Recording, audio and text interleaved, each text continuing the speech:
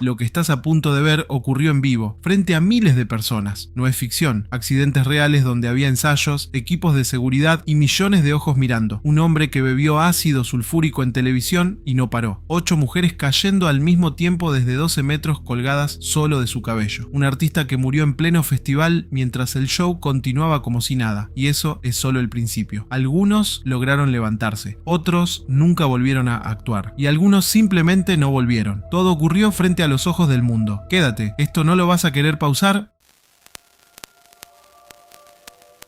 Durante una audición de America's Got Talent, una presentación de salsa latina se detuvo en seco. Seina era un grupo de 4 bailarines que ejecutaba una rutina de alto riesgo que combinaba salsa con elevaciones acrobáticas y capturas aéreas. Todo fue impecable durante casi medio minuto hasta que ocurrió lo impensable. Uno de los bailarines, Luis, intentó atrapar el peso completo de su compañera, pero algo claramente estaba fallando en su pierna. Antes de que alguien pudiera reaccionar, Luis colapsó aferrándose la pierna, incapaz de mantenerse en pie. Mientras tanto, la otra pareja continuó bailando. Finalmente, la actuación se detuvo y Luis fue llevado entre bambalinas con médicos que acudieron de inmediato. Los médicos reportaron que Luis se había doblado la rodilla al intentar sostener el peso de su compañera. Sin embargo, los jueces le ofrecieron a los bailarines restantes una elección: retirarse o continuar sin él. Eligieron actuar incluso después de que su amigo fue sacado en camilla con la rodilla dislocada y los ojos llenos de lágrimas, y valió la pena. Los jueces quedaron tan impresionados por su resiliencia que votaron a favor del trío restante para pasar a la siguiente ronda.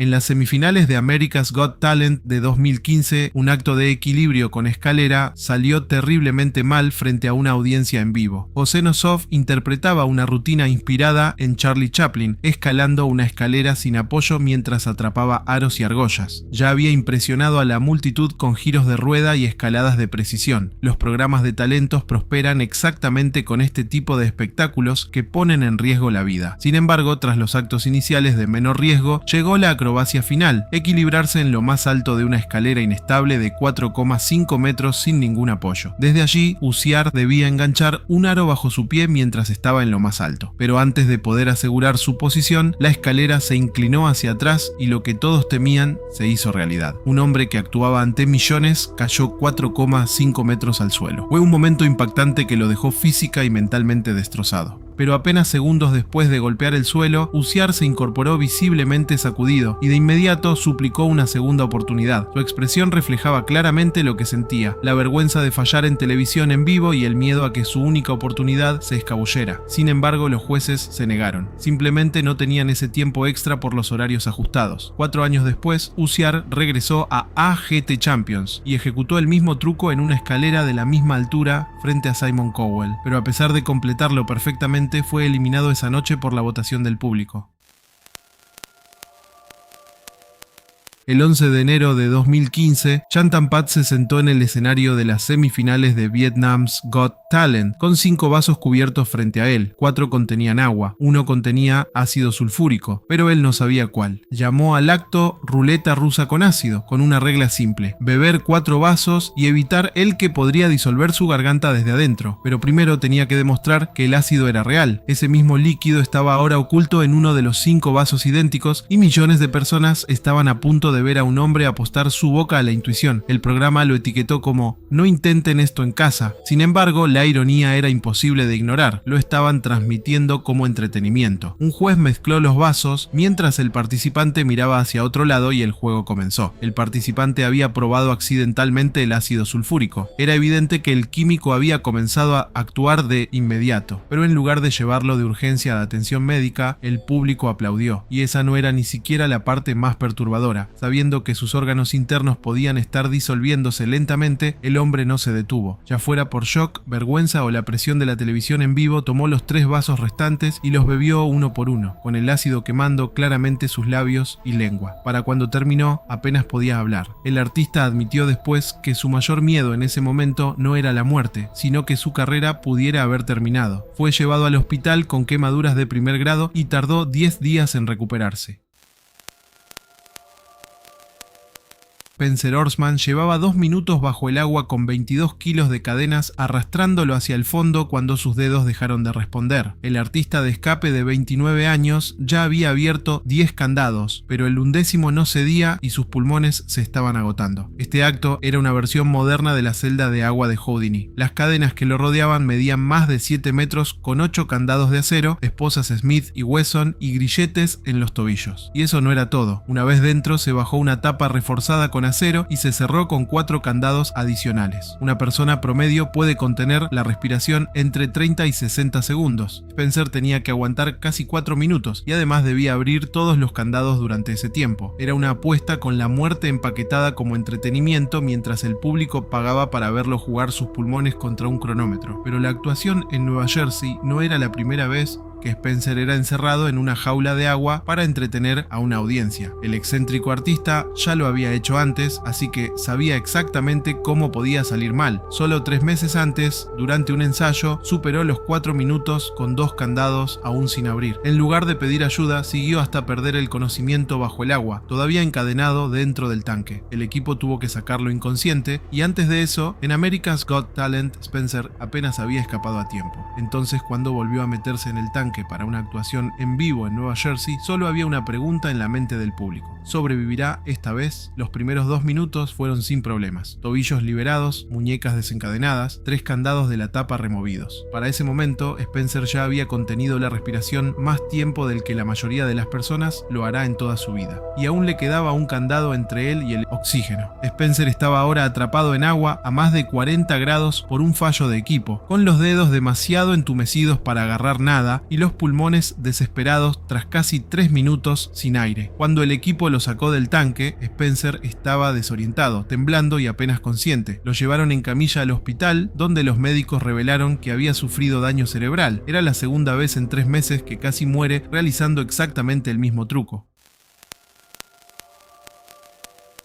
Isakayar Wubukasimu estaba a 30 metros de la meta cuando sus piernas comenzaron a temblar y el cable bajo sus pies empezó a oscilar. Había caminado hacia atrás durante casi 50 minutos con los ojos vendados sobre un barranco de 200 metros de profundidad. Isakayar era un artista de cuerda floja de 6ª generación intentando cruzar 700 metros de aire abierto en el parque geológico de Changsha-jie. Su único equipo de seguridad era una larga pértiga de equilibrio. El acto fue transmitido en vivo por televisión china y una multitud se reunió abajo para observar. No había margen para el error. Alrededor del minuto 50, sin embargo, las condiciones comenzaron a volverse en su contra. El calor le provocaba mareos y el viento desestabilizaba el cable. Isakayar admitió después que no había comido lo suficiente antes del intento. A solo 30 metros de la meta, su cuerpo comenzó a fallarle. Estaba tan cerca de lograrlo después de tan larga lucha, pero entonces resbaló. Isakayar cayó 200 metros al barranco de abajo, el equivalente a un edificio de 60 pisos. Pero contra todo pronóstico, no murió. El hombre cayó entre ramas de árboles y un bosque de bambú que absorbió suficiente impacto para mantenerlo con vida. Los rescatistas lo encontraron después con solo heridas menores. Y a pesar de tan traumática experiencia, Isakayar continuó y estableció múltiples récords Guinness, incluyendo el del cruce de cuerda floja más rápido en 100 metros. Durante 22 años, el acto del columpio ruso en el circo TN Espectacular se había realizado sin un solo incidente, hasta el 18 de mayo de 2014 en Londrina, Brasil. El acto usa un enorme péndulo para lanzar a los artistas entre 8 y 9 metros al aire antes de que aterricen en una red de seguridad debajo. Wilson Gómez Barceló, de 28 años, era uno de sus artistas. Lo había hecho cientos de veces. Sin embargo, esa noche algo salió mal con la trayectoria. Wilson se lanzó demasiado lejos, superó la red por completo y cayó directamente sobre el duro suelo del escenario. Los médicos acudieron rápidamente e incluso un médico del público corrió al escenario para ayudar. Pero para sorpresa de todos, Wilson estaba consciente y alerta, quejándose solo de su codo. Por un momento parecía que lo peor había sido evitado, pero ese alivio duró poco. Mientras el circo reemplazaba su posición y continuaba actuando, los médicos en el hospital encontraron lo que nadie en ese escenario podía ver, una severa lesión cerebral traumática. De hecho, había avanzado tanto que ya era demasiado demasiado tarde para hacer algo. A partir de ese momento, la condición de Wilson se deterioró rápidamente. 48 horas después de haberse levantado y hablado con los paramédicos, Wilson Gómez Barcelo fue declarado muerto. El primer espectáculo después de su muerte incluyó un tributo. El director y los artistas se pusieron de pie en el mismo escenario donde Wilson cayó y guardaron un minuto de silencio. El 4 de mayo de 2014, 8 acróbatas estaban suspendidas a 12 metros de altura en un circo Ringling Brothers en Rhode Island. Se sostenían colgadas únicamente por su cabello. Luego, un solo clip de acero se partió. El acto se llamaba La Araña Humana. 8 mujeres de la troupe Madeiros giraban en una formación aérea rotatoria sostenidas por trenzas entretejidas en el aparato. Debajo de ellas había familias, niños y una arena repleta en el Dunkin' Donut Center de Providence. Lo que hacía el montaje tan frágil era que todo el aparato estaba conectado a un único mosquetón de carga, un clip de acero con capacidad para 4.500 kilos. Las artistas pesaban aproximadamente 680 kilos en conjunto, así que el clip debería haber aguantado. Sin embargo, el mosquetón no estaba cargado como lo requería el fabricante. Estaba cargado de lado, en un ángulo que creaba presión sobre el eje incorrecto. En el momento en que el peso cambió, el mosquetón no se dobló. En 1900, cambio. Se partió. 8 cuerpos cayeron casi 12 metros. Chocaron en el aire con una novena artista ubicada debajo y golpearon el suelo de la arena en un montón. Los equipos de emergencia acudieron de inmediato. Las artistas fueron encontradas amontonadas unas sobre otras, algunas inmóviles, otras retorciéndose de dolor. Los paramédicos les estabilizaron el cuello y la columna en el lugar antes de cargarlas en camillas y transportarlas a los hospitales cercanos. Las lesiones fueron catastróficas. Cuellos rotos, fracturas en la columna, extremidades destrozadas y una artista con costillas que habían perforado su hígado. La líder de la troupe, Victoria Madeiros, y la artista Dana Costa fueron listadas en estado crítico, con Madeiros inicialmente incapaz de sentir sus piernas. Les llevó meses de rehabilitación volver a caminar y aún así la recuperación estuvo lejos de ser completa. La investigación de la autoridad laboral confirmó que el mosquetón falló porque el aparato había sido instalado incorrectamente, lo que resultó en una multa de $7.000 para la empresa madre del circo. En 2020, las acróbatas llegaron a un acuerdo de $52,5 millones, poniendo finalmente un precio a la noche que acabó con sus carreras.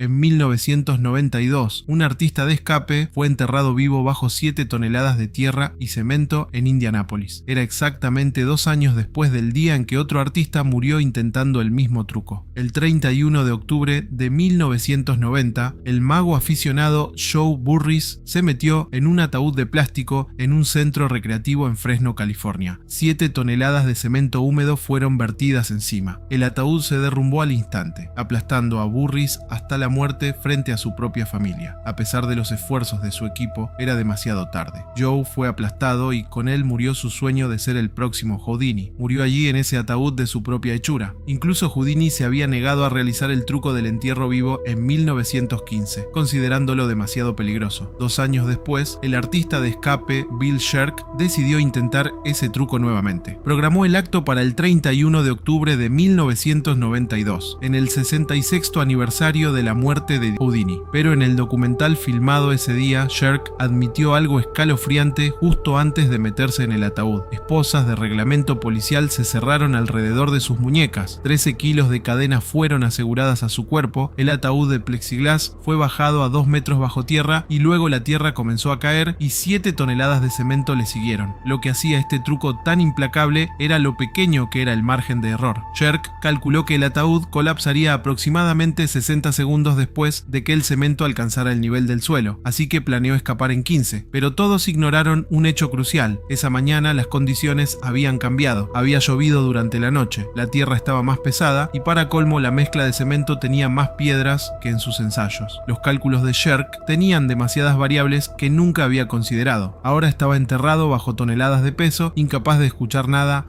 por encima de él. Mientras tanto, en la superficie, el operador de la retroexcavadora comenzó a cavar. Sherk creó un pequeño espacio cerca de su cara, empujó un brazo hacia arriba a través del barro y esperó. Cuando el equipo finalmente lo sacó, Sherk estaba cubierto de barro, jadeando y apenas consciente. Había tragado mucha tierra tratando de respirar. Bill Sherk sobrevivió, pero solo porque el ataúd colapsó en la dirección incorrecta, creando la bolsa de aire que le salvó la vida por accidente.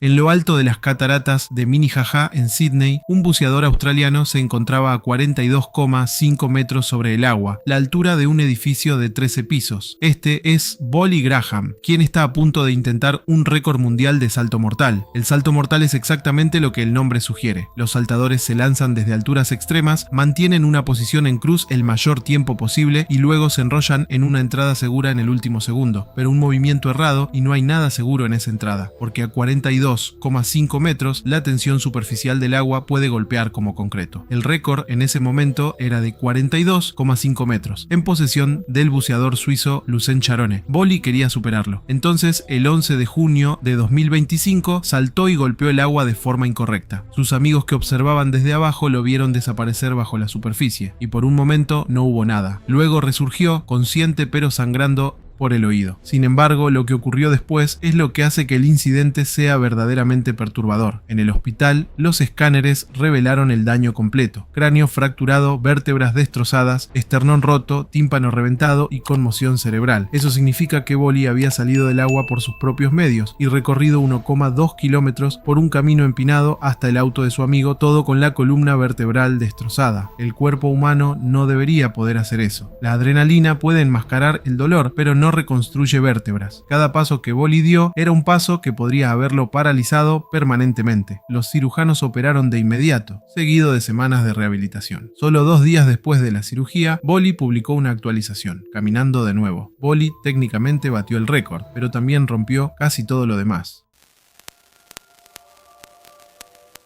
En los X Games de 2007, un skater cayó 13 metros sobre una rampa de madera con tal fuerza que los zapatos salieron volando de sus pies, y luego se levantó y caminó. Pero algo trágico lo esperaba. El skater era Jake Brown, e intentaba algo que nadie había logrado en una competición de Big Air: un giro de 720 grados desde la mega rampa, una caída de 25 metros, un salto de 21 metros y un cuarto de tubo que lo lanzaría 4 pisos al aire. Jake nunca había logrado el truco antes y no hay manera de practicar caer desde esa altura. La primera parte fue perfecta. Jake superó el salto, ejecutó el 720 y comenzó su descenso hacia el cuarto de tubo, pero entonces su tabla comenzó a oscilar. En el punto más alto de su arco, a más de 5 metros sobre el borde de la rampa, la tabla se escapó de sus pies. Jake estaba ahora a 13 metros en el aire sin red de seguridad. No aterrizó en la transición curva diseñada para amortiguar a los skaters, sino directamente en el plano. Jake quedó inmóvil. El skater Jason Ellis, que observaba desde el costado, pensaba lo peor. Mientras tanto, los comentaristas guardaron silencio durante 2 minutos completos. Nadie sabía si Jake respiraba, y entonces de repente se impulsó sobre sus propios 2 pies y caminó fuera de la rampa para una ovación de pie. Sin embargo, en el hospital los médicos encontraron una muñeca fracturada, una vértebra fracturada, el hígado lacerado, un pulmón contusionado y una conmoción cerebral severa. Esa misma noche, aún lesionado, Jake apareció en la fiesta posterior con bastón, y 3 años después regresó a la misma rampa, en el mismo evento, con el mismo truco, y se llevó el oro.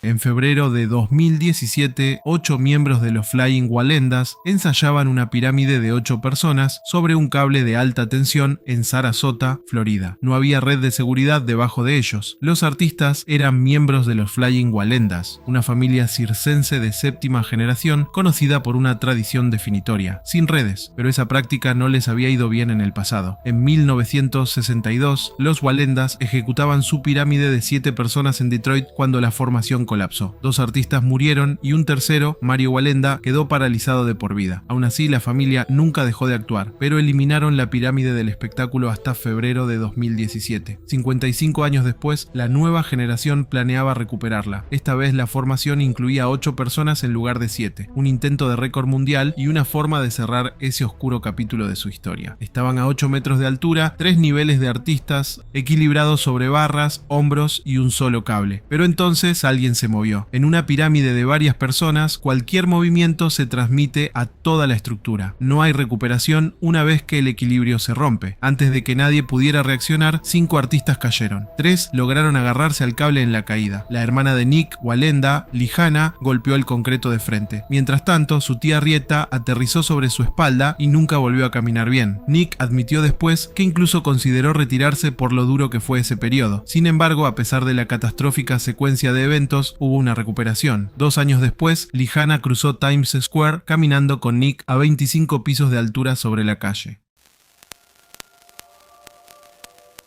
El 28 de abril de 2013 en el río Tista en Bengala Occidental, India, la multitud se reunió para ver a Jyoti Raj intentar algo que nadie había hecho antes. Era un poseedor de récord Guinness que ya había arrastrado una locomotora ferroviaria 2,5 metros usando solo su cabello. Sin embargo, esta vez las cosas eran diferentes. El temerario indio se preparó para cruzar 180 metros de aire abierto en una tirolesa unida únicamente a su cola de caballo. El equipo preparó todo: un cable extendido sobre el río Tista a 21 metros sobre el agua, un sistema de poleas unido a su coleta y un chaleco salvavidas por si caía. Pero había varias señales de alerta a la vista, como la falta de una línea de seguridad de respaldo, sin arnés y sin equipo de rescate de emergencia en caso de que algo saliera mal. Para colmo, la BBC informó que ni siquiera tenía permiso para intentar el truco. Aún así, miles se reunieron abajo con teléfonos en mano y gritos en los labios, mientras se enganchaba y comenzaba a avanzar. Durante los primeros minutos, todo salió exactamente como planeado. Se deslizó suavemente sobre el cable, suspendido por su coleta con el cuerpo balanceándose libremente debajo, y justo cuando parecía que el récord estaba a punto de caer, se detuvo. A mitad del río, aproximadamente a 90 metros de cada orilla, el mecanismo de tracción se había atascado. El hombre estaba ahora varado a 21 metros sobre el agua, con todo el peso de su cuerpo suspendido por el cabello de su cabeza y sin forma de avanzar ni de retroceder. La multitud no entendía lo que estaba pasando. Seguían vitoreando, asumiendo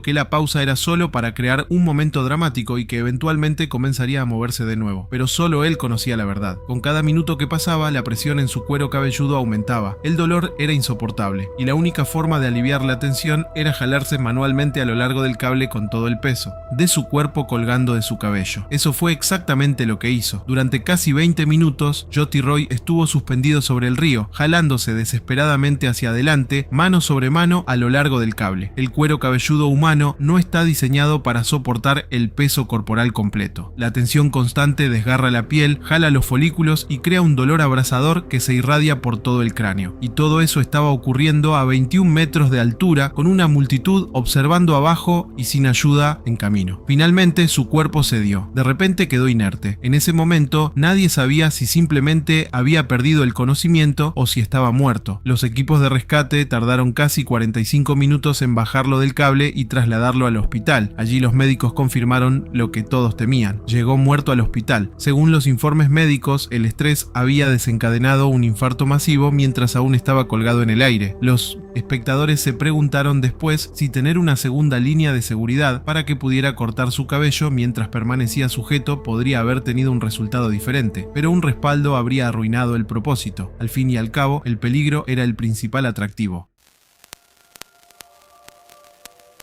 Un artista se columpiaba en el aire sobre correas aéreas cuando su agarre falló de repente. Era Jean Arnaud, de 38 años, actuando en el Volta Show de Cirque du Soleil dentro de la gran carpa en el hipódromo de Tampa. Arnaud había ensayado la rutina durante 2 meses. Ese mismo día, más temprano, había ejecutado ese mismo truco con éxito sin ningún incidente. Sin embargo, el 17 de marzo de 2018 era solo la segunda vez que realizaba la rutina en vivo. Las correas aéreas requieren que los artistas estén suspendidos por 2 lazos de tela, dependiendo completamente de la fuerza de agarre y el control corporal. Además, no tienen nada debajo para amortiguar una caída. Según el director ejecutivo de Cirque du Soleil, las redes de seguridad y los arneses se usan cuando se consideran apropiados. Para la rutina de Arnaud, la empresa consideró que la red no era necesaria, especialmente cuando no había habido un incidente grave en muchos años. Antes de que nadie pudiera reaccionar, el agarre de Arnaud se soltó de la cuerda, cayó y golpeó su cabeza en el suelo con tal fuerza que se escuchó en todo el recinto. Los médicos acudieron rápidamente y el espectáculo terminó de forma abrupta mientras Arnaud era transportado en estado crítico al Hospital General de Tampa. Al día siguiente, el 18 de marzo de 2018, el atleta sucumbió a sus heridas. Cirque du Soleil canceló el resto de sus actuaciones en Tampa, pero cancelar no responde la pregunta de por qué una red no se consideró apropiada para un hombre que actuaba a 6 metros sobre el concreto.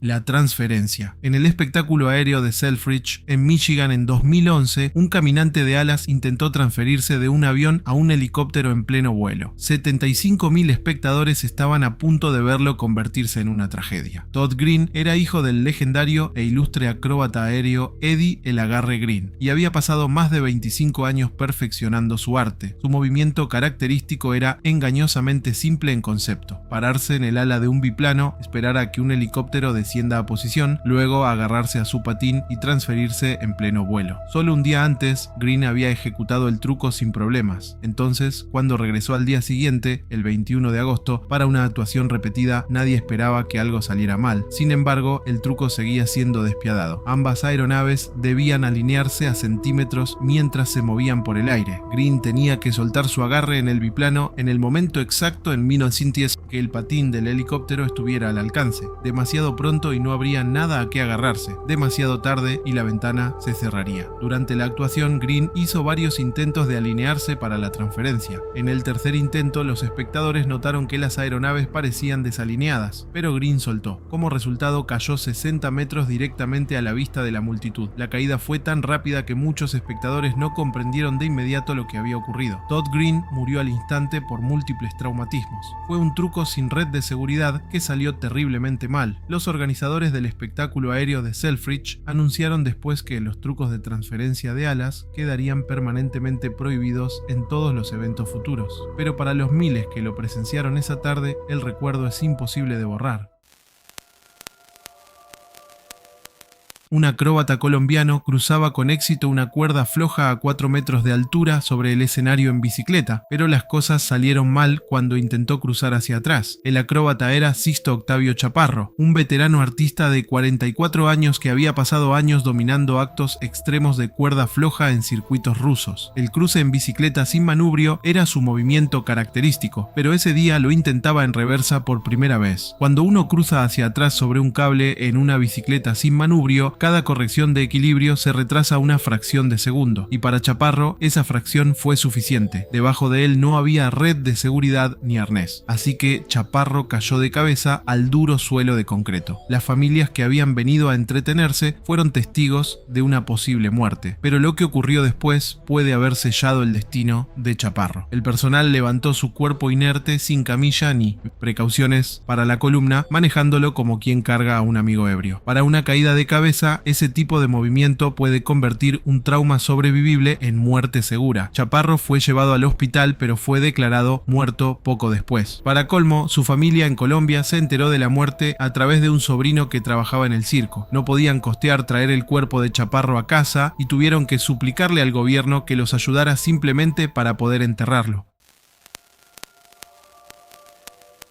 En el festival Mad Cool de Madrid en 2017, un artista bailaba en una jaula de cristal suspendida a 30 metros de altura, pero mientras la multitud vitoreaba, su línea de seguridad falló de repente. El artista era Pedro Aunión Monroy, de 42 años, pionero de la danza aérea conocido en toda Europa por su meticulosa atención a la seguridad. Pero esa noche en Madrid algo claramente salió mal. Pedro realizaba un acto aéreo de 30 minutos programado entre Alt Rocha y Green Day. La rutina requería que cambiara de una línea de seguridad corta a un cordón elástico más largo durante la actuación, una transición que ya había hecho antes. Sin embargo, la conexión no estaba asegurada. Cuando Pedro saltó, el cordón no lo retuvo y cayó 30 metros, impactando el suelo cerca del escenario principal. Los servicios de emergencia lo alcanzaron en 10 segundos. Los paramédicos pasaron casi 30 minutos intentando reanimarlo, pero Pedro Aunión Monroy fue declarado muerto en el lugar. Lo más perturbador de todo es que el festival continuó. Los organizadores nunca informaron a la multitud de lo que había ocurrido. Green Day salió al escenario poco después y tocó todo su set como si nada hubiera pasado. De hecho, incluso los guardias de seguridad les decían a quienes preguntaban que el artista estaba bien. La verdad no se difundió hasta que el espectáculo terminó. Los organizadores justificaron después su decisión alegando que detener el festival abruptamente podría haber causado una avalancha peligrosa de personas, pero la reputación del recinto ya había quedado manchada para siempre.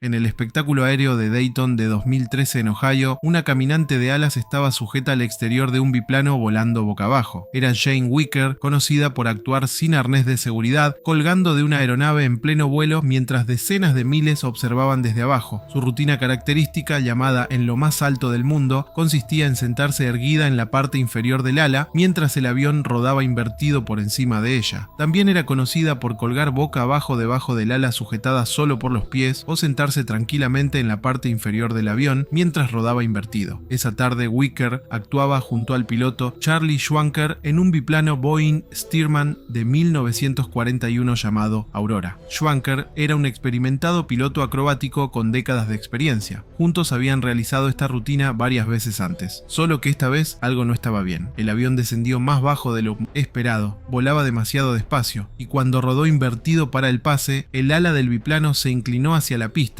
El biplano giró violentamente, se desintegró al impactar y estalló en una bola de fuego. Tanto Wicker como Schwanker murieron al instante. Segundos antes del accidente, el ambiente era festivo. El presentador acababa de introducir el acto y varias familias con niños estaban pegadas contra la valla. Una niña de 8 años entre el público describió la escena como tan aterradora que no pudo dejar de llorar y nunca volvió a un espectáculo aéreo. La investigación oficial atribuyó el accidente a un error del piloto. Schwanker había intentado una versión modificada de la maniobra a una altitud y velocidad peligrosamente bajas, un error de cálculo que no dejó ningún margen de recuperación. El espectáculo aéreo continuó al día siguiente como tributo a Wicker y Schwanker, pero para quienes lo presenciaron en vivo, ningún tributo podría borrar lo que vieron. Estos 17 accidentes tienen algo en común. Todos ocurrieron frente a un público que no podía hacer nada, solo mirar. Si llegaste hasta aquí, ya sabes que Abismo Oculto no es un canal cualquiera. Dale like a este video, suscríbete y activa la campana para que no se te escape ninguno. Y dime en los comentarios cuál de estos accidentes te dejó sin palabras, porque quiero leerlos todos. Nos vemos en el próximo, si te atreves.